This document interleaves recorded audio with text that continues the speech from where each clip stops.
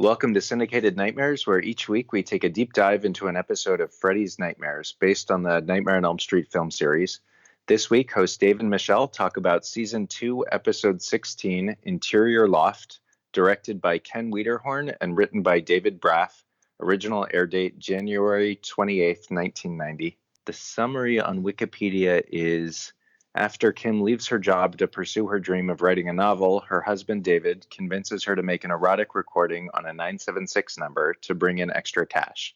But Kim starts to have a mental breakdown when an obsessed caller begins murdering. Meanwhile, after reading Kim's manuscript, David wonders if Kim has assumed the murderous, sexually deviant personality of the heroine in her novel. Wow, they just put it all out there. Right. Okay. I have a lot of thoughts and questions about this episode. It was kind of weird. Really? Okay. Oh, it was especially the second half. I have a lot of questions about that. Oh, yeah. Yeah, the second half is... We'll get there. Yeah. I like when episodes... I guess it's more in the second half, but I like when TV shows bring in psychology to it and they kind of have mirroring scenes where, like... Well, we'll get into it for the second half. Mm-hmm. I don't want to spoil it. Okay. But yeah, okay. So it starts off with David walks into, which is probably the coolest loft I have ever seen. Mm-hmm. Their house is really cool. Anyway, so David walks in to Kim sitting at her desk, and she's just typing away because she has started to write a manuscript for a romance novel. And as someone who has written 4 novels, I could only imagine the torture of writing one on an actual typewriter, because I would go back and like edit and re-edit and everything. So it's nice having it on a computer to be able to do that. Are you like the type that gets stressed while you're in the midst of writing? No, if once I like hit writer's block or I get too tired to write, well, if I get too tired to write, I'll just stop. But if I get writer's block, sometimes either I'll stop completely or I'll just type whatever comes to mind, because as I was taught that the worst thing you've written is better than the best thing you haven't written. So you can always go back and edit the words that you wrote, but you can't go back and edit things that you haven't written.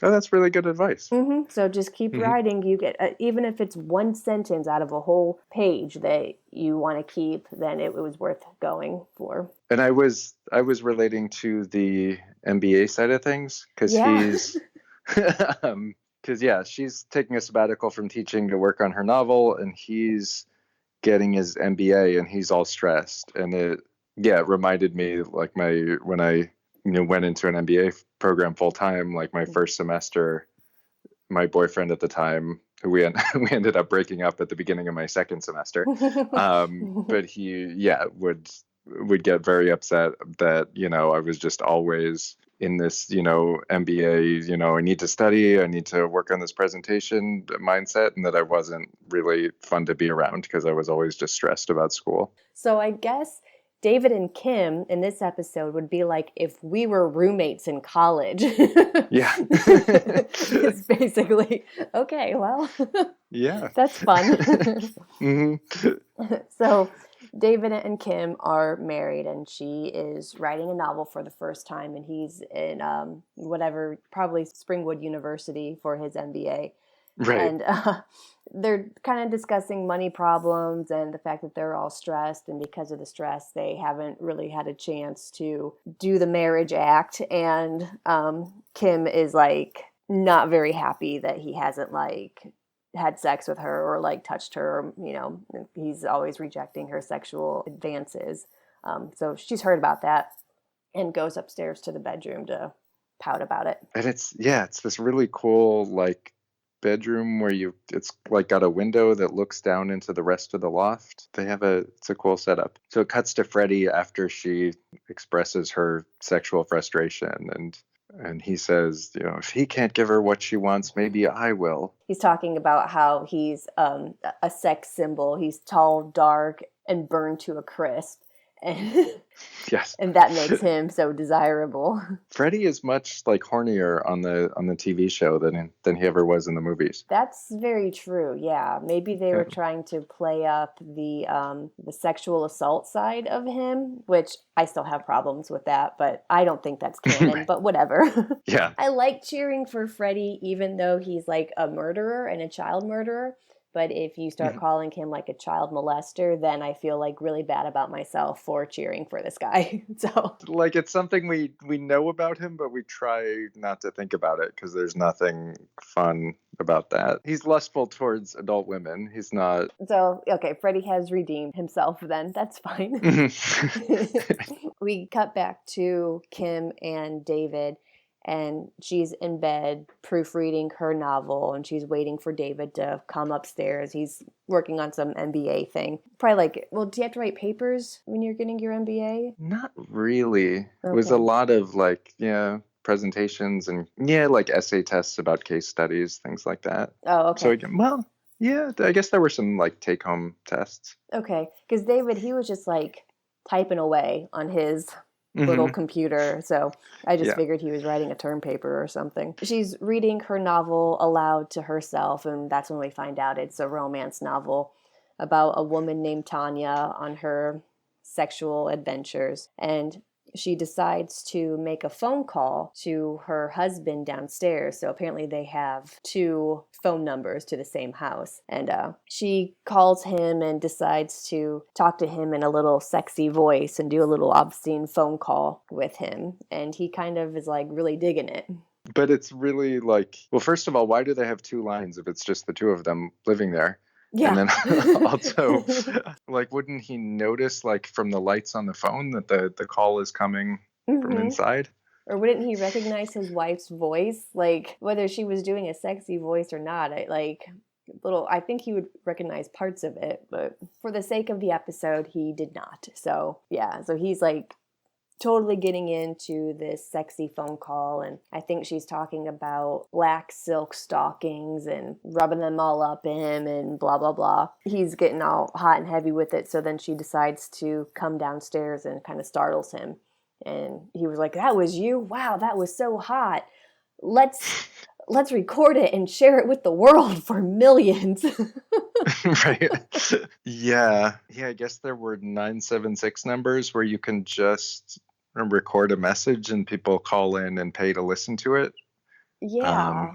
I didn't know. I thought like it was like you could only talk to an operator. I didn't know like it was just a message. But I never called Freddy's 900 number. I don't know if that was just a recording. I highly doubt Robert Englund answered every single phone call. I think it was a recording because I think recently somebody found it and uploaded it to YouTube, all the recordings that you could have called in and listened to. Oh, that's awesome. I'm going to find it and listen to it. I guess things like that existed. It just seems very like antiquated from, the world we live in today. Yeah, and maybe that's why we're taken so far back from it. Like, no, that's not how it works, but it probably did. And actually, I remember 1-900 numbers, but I don't remember. I'm just familiar with them because of the movie 976 Evil, but I don't remember ever seeing ads for like actual 976 numbers.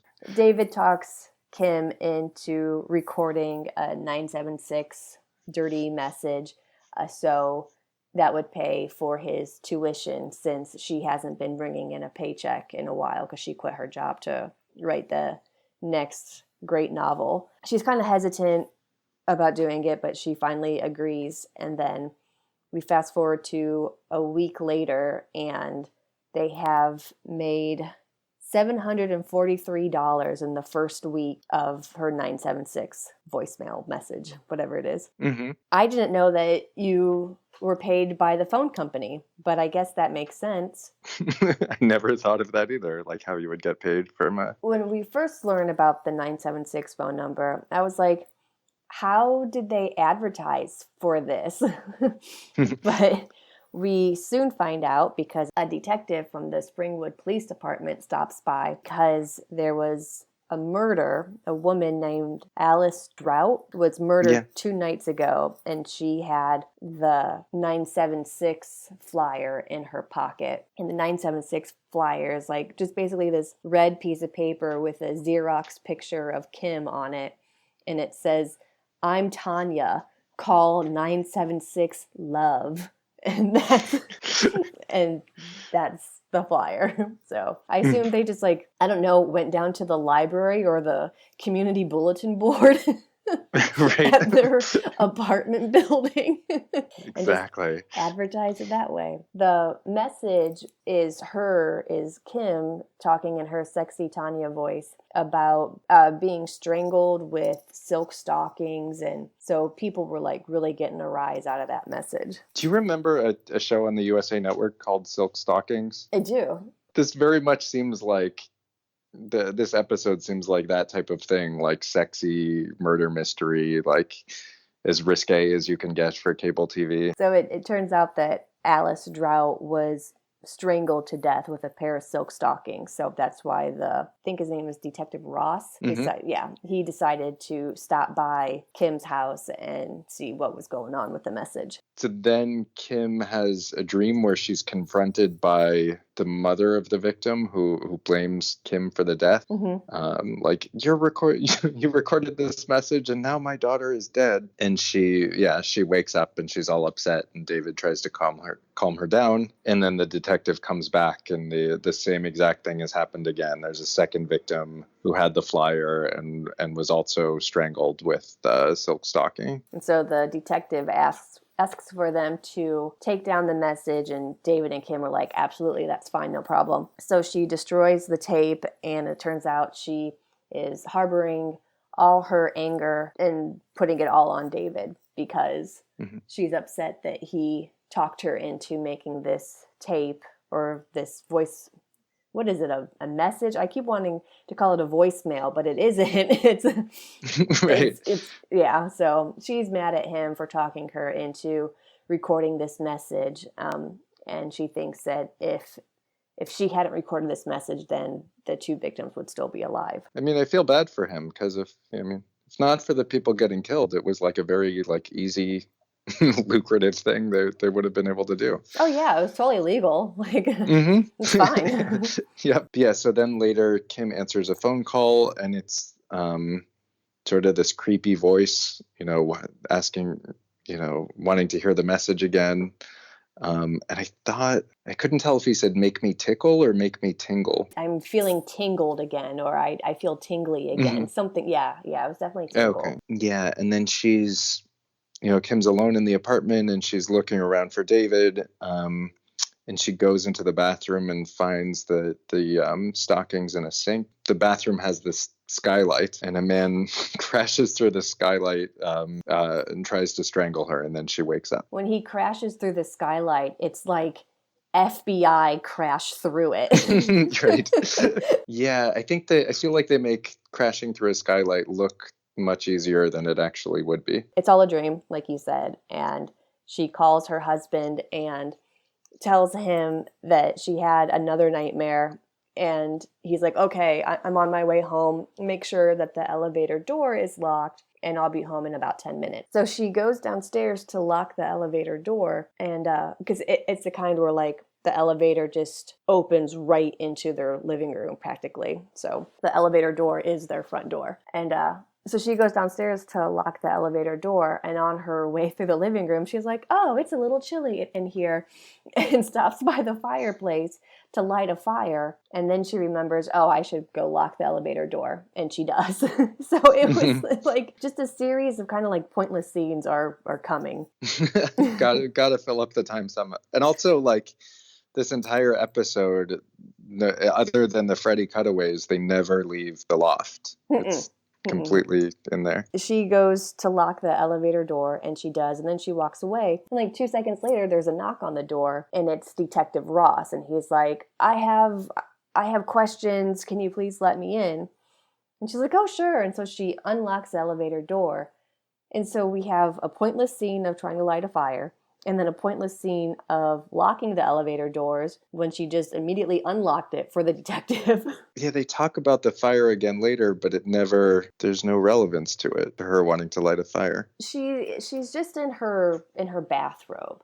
So when the detective comes in, she's like, "Oh, has there been another murder?" And he's like, "No, but if I don't go back to the station with more information, I'm going to be taken off this case. So I'm hoping that you could help me figure out some things." And then they talk about how cold it is downstairs. And she's like, "Yeah, I'll go and get dressed, and then we can talk about these murders." So Right. I guess they brought up how cold it is just so she would have a reason to go back upstairs. But she could have also just been like, "Oh, I'm just wearing a robe. Let me throw something on." Yeah. Um, Yeah, that's true. They didn't have to talk about it being so cold. and also, she's like, he's like, "I need, trying to find a lead for this case," and she's like, "Oh, well, I've been having dreams about what the killer sounds like. Maybe that'll help." Yeah. And then she's in her bedroom, and her phone rings, and she answers the phone, and it's sort of the killer calling again, sounding. So the killer called her in a dream, but now it's not a dream, and the killer's calling her and sounds just like he did in the dream. Mm-hmm. And now she's smart enough to realize that the call is coming from the other line in the same house. Mm-hmm. And she looks out the bedroom window that sees into the living room, and the detective is the killer, and he's the one who's calling her. Yeah, and he's demanding that she talks in her sexy voice and all that. So she like tries to play it off real cool, because when she's looking at him through the bedroom window, he looks up and sees that she sees him on the phone talking to her. So they both know the jig is up. So but they still have like totally committed to acting like they don't know about the other one. So she goes downstairs all nonchalant and runs into the bathroom and locks the door to like hide, I guess, to wait for her husband to get there. The detective locks the elevator door so David won't be able to get in. Goes into the bathroom, and like the bathroom door is like half of it is like the bottom half is wood, and then the top half is glass. Kind of like frost glass, so you can't see in when people are doing their business. But the detective breaks the glass in the door, and he's able to get into the bathroom. And then he's, demanding that she talk in her Tanya voice. And then, as we've seen, this is incredibly easy to do. David crashes through the skylight and lands on his feet. And then they fight, and he throws Detective Ross into the door. And I thought this was kind of a cool ending to the segment, that he throws him on the door, and his throat gets slashed on the broken glass from the bathroom door window. Yeah, that was really cool. When he comes crashing through the skylight, it's like another like Batman is coming through. Right. So with how comedic coming in through the window was, it kind of took away from the hero scene of it, like it was crazy. Yeah, like I'm thinking, if I were, looking down into a skylight through a skylight, and like, someone was in trouble and I needed to get down there and save them, I'd like, break the skylight first, then like lower one leg in, then the other one. Oh, see, you're more of a hero than I am, because I would tap on the glass and be like, "Hey, stop doing that. I'm going to call the police." Yeah, exactly. So Yeah. the detective is dead. David has saved his wife, and we cut to Freddy dressed as a police officer, and he has someone in an interrogation chair, and he's reading the person their Miranda rights, and you have the right to remain silent, you have the right to an attorney, you have the right to die, and then he kills the guy in the chair. Yeah, and then we cut to Kim in a straitjacket in a padded room, and she's saying like it's all her husband's fault, and then she wakes up. So but the second half is basically a continuation of the first half, and now she's all traumatized from this whole ordeal. Yeah, she's upset with her husband still for I guess, making her do the recording, she has decided that her healing process is going to be through writing about it, and she's still writing about it through the novel that she had started from the beginning, and that's what her daydream was. I think was part of her new novel that she's writing, and David is reading it, and he's reading the part about her being in the padded cell, and he's like, "This is really dark but good," and Kim is upset that he thinks it's so dark, and she doesn't want him to read it anymore. And there's a psychiatrist that they're both seeing named Dr. Richards. The next Freddy cutaway is Freddy is like yelling at an author who's working at a typewriter, who kind of looks Stephen King-ish. Mm-hmm. The guy at the typewriter. Yeah.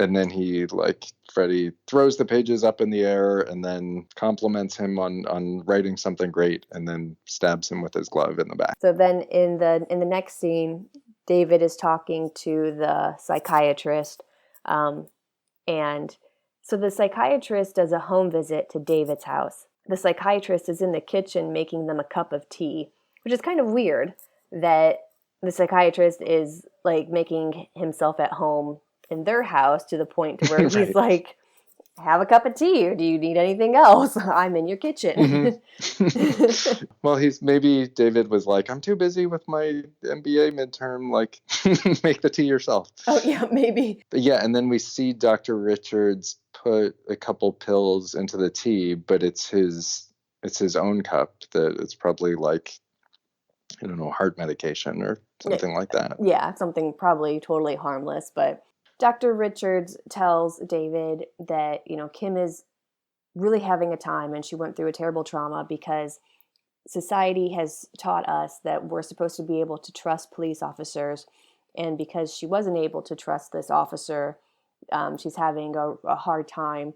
And so she's developed trust issues, and that she also holds David responsible for what's happened because, again, he wanted her to do the 976 number. And then later David's hanging out at home just waiting for Kim to get home, and he starts looking through her desk drawers, and he finds this manuscript called Killer Sex. And then she comes home and he hides it, and then she goes to bed and he pulls out the script again. And it's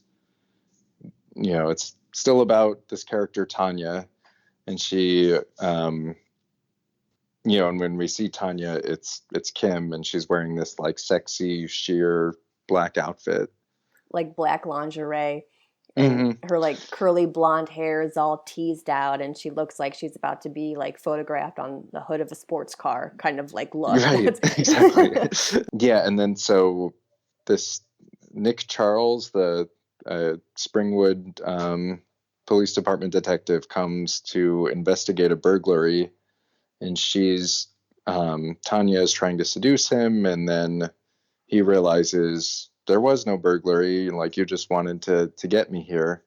And then instead of having sex with him, she stabs him. That was her plan. David is still reading the manuscript, and then Kim comes out, but she's dressed as Tanya, and she invites David to bed. It kind of seems like she and David have made up since she's like being intimate with him again. But the next morning, Kim is just typing away at the typewriter, and David comes down, and he's like, trying to be touchy-feely with her, and she just shrugs him off, and she's like, I don't want you to touch me, Michael, and then leaves. And he's like, Michael? Who's Michael? The captain of the Springwood Police Department calls, and David answers. And it turns out the captain is looking for one of his officers. And he's calling over there because I checked like the officer's notes or something and saw that he was headed over there to investigate a burglary. And he hasn't been seen since. So David recognizes the officer's name from Kim's Killer Sex novel, and kind of starts to piece together like, oh, maybe she did stab a police officer in the back, and where's the body? Yeah, and he starts reading the manuscript again, and this is where the word rape comes in, because when he's reading the manuscript again, it says Michael had raped her, and and that she'd killed this detective and she needs to get rid of the body in a trunk. So then Dr. Richards comes over and he's looking for Kim because she keeps missing her appointments with him. And David tells him that she isn't home, but wants to know like what she's told Dr. Richards about her novel. And David thinks that Kim is starting to get into the head of Tanya, the character, and acting things out that she shouldn't be.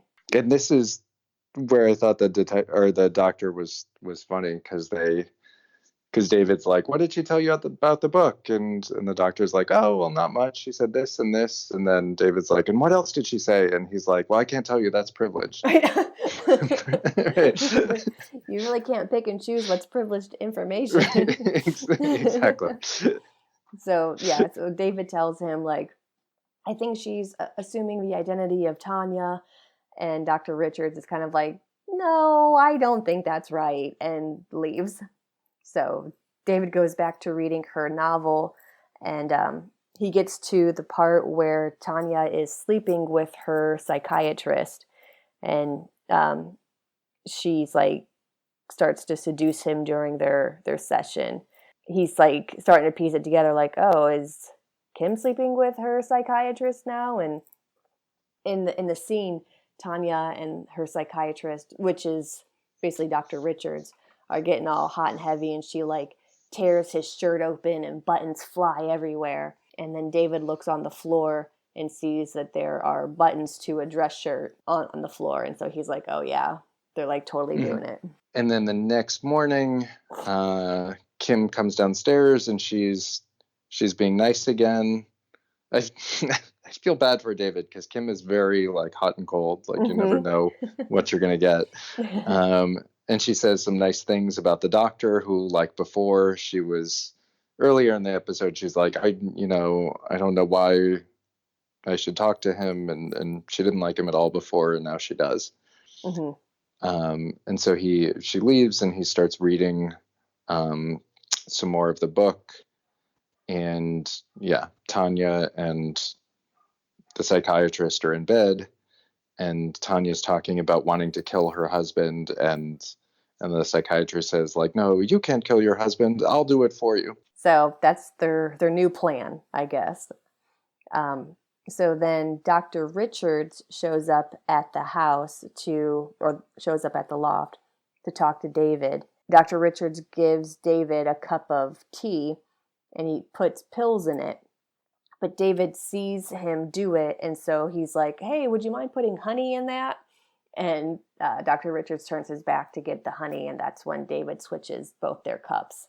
They talk about the novel and Tanya sleeping with the psychiatrist and poisoning the tea, and Tanya wanting Michael to be killed and blah, blah, blah. And then David accuses Dr. Richards of sleeping with Kim, and he tells him that he switched cups, and then suddenly Dr. Richards gets up and starts choking and collapses dead on the floor. And so Kim comes home, and she tells David that she knew he was reading her novel this whole time.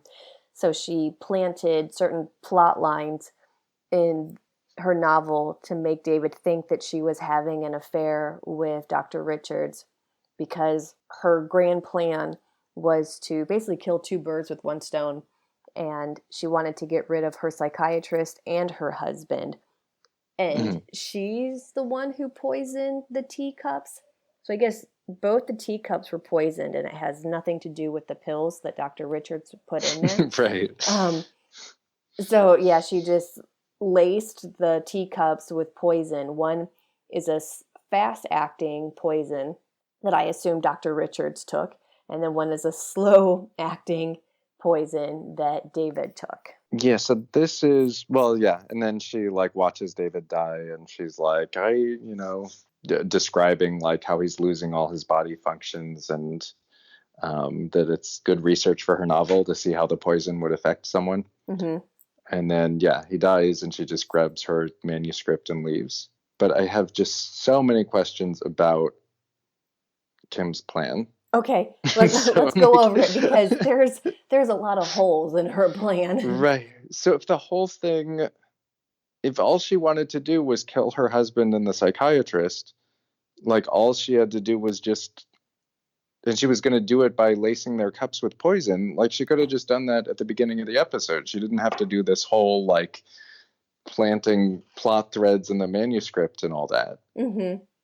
And then also the whole switching, because she's saying like, you know, I wanted him to have fast acting poison and you to have slow, or maybe she didn't care who got the fast acting poison and who got the slow acting poison. I think she said that she wanted to come home to watch David die, and so she wanted him to have the slow one. Like, how did she know that there would be like that the doctor puts pills in his tea every day and that David would see that and switch the cups? Like that she would know that David would switch the cups. Yeah, well, maybe she was just hoping like 50-50 chance that he was going to get that cup. Oh, that's true. Yeah, maybe. Yeah, I don't know. yeah, I guess there's no way of knowing who was going to drink out of which cup. Mm-hmm. I thought when she was first talking about her plan, before we found out that she poisoned each cup, I thought her plan was going to be that she got rid of her shrink by poisoning him, but it was going to look like David did it, so then David would be sent to prison for it.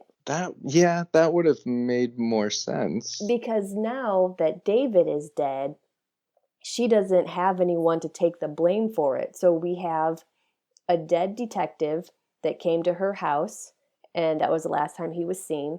Her psychiatrist is dead in her house, and her husband is dead in her house. So, like, a lot of fingers are being pointed at her right now. Right. And also she used the detective she killed, she used his real name in her book. Yeah. Yeah. Well, kind of like Sharon Stone in Basic Instinct, where she said that she'd have to be real stupid to kill someone the way that she wrote about it in her novel. So. Oh, yeah. Wait, was this the same year the Basic Instinct came out? Or maybe that was 92. 92 sounds right. I'll look it up. Basic Instinct came out in 1992. I remember watching that movie all the time when I was a kid, and it didn't have anything to do with Sharon Stone and her little nude scene. I just liked the car that she drove, that Beretta, and she would just like drive all through wherever they were, and I just thought it was the coolest car ever, and I wanted a Beretta all through high school. I didn't see it until a few years after it came out, but I remember it coming out and it being like the coolest thing, and like, oh my god, you've seen it, and like, Mm-hmm.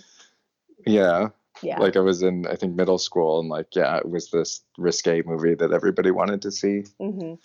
I guess I technically had a bootleg copy of it because we had a VCR and a beta machine, and they were like hooked up to one another. So we could, if we watched something, like if we watched a VHS, we could record it onto beta. So anytime we would get a movie from the video store, we would record it onto a beta tape. And if we liked it, we would keep it. If not, we would just record over it. So I have, I'm sure somewhere, Basic Instinct on a beta tape. And I would watch it just over and over again because of that car. Mm-hmm. Yeah. Did you have the Nightmare on Elm Street movies on beta or just VHS? I wasn't allowed to watch them after, what year was it? In 1990s. I was not allowed to watch them because, and it was really stupid, okay? So